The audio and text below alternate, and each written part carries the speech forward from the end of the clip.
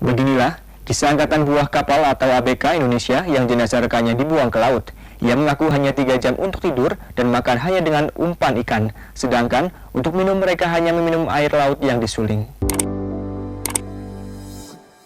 5 orang anak buah kapal atau ABK Indonesia yang bekerja di kapal Cina Longxing 629 bercerita kepada BBC News Indonesia mengenai pengalaman mereka bekerja di kapal itu. Mereka dan 9 ABK lainnya yang kini berada di Busan, Korea Selatan dijadwalkan pulang ke Indonesia pada hari Jumat ini.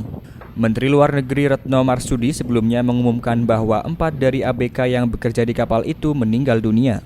3 dikuburkan di laut atau di Larung, sedangkan 1 orang meninggal dunia di satu fasilitas kesehatan di Busan.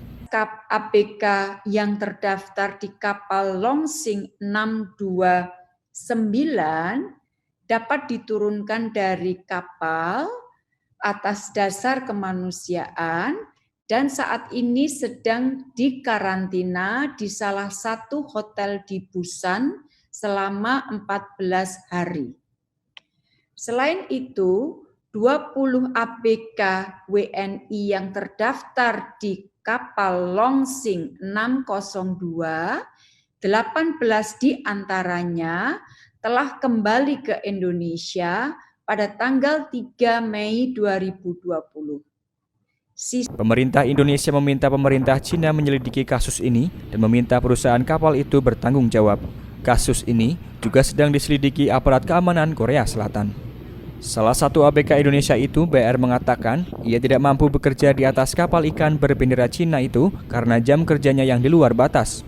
Ia bekerja mulai jam 11 siang hingga jam 5 pagi.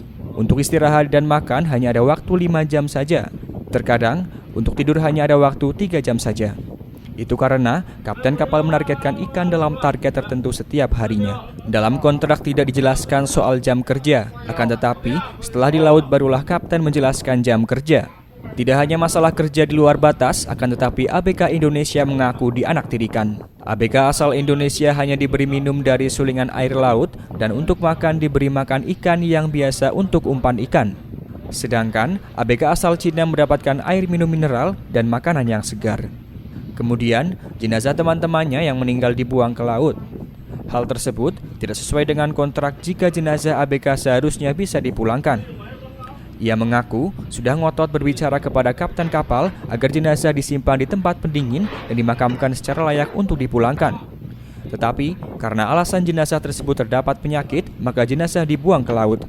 Karena ia Muslim, ia hanya bisa memandikan dan menyolati jenazah rekannya dan membiarkan jenazah tersebut dibuang ke laut. Dari Purwokerto, Tim Liputan, Satelit TV, mewartakan.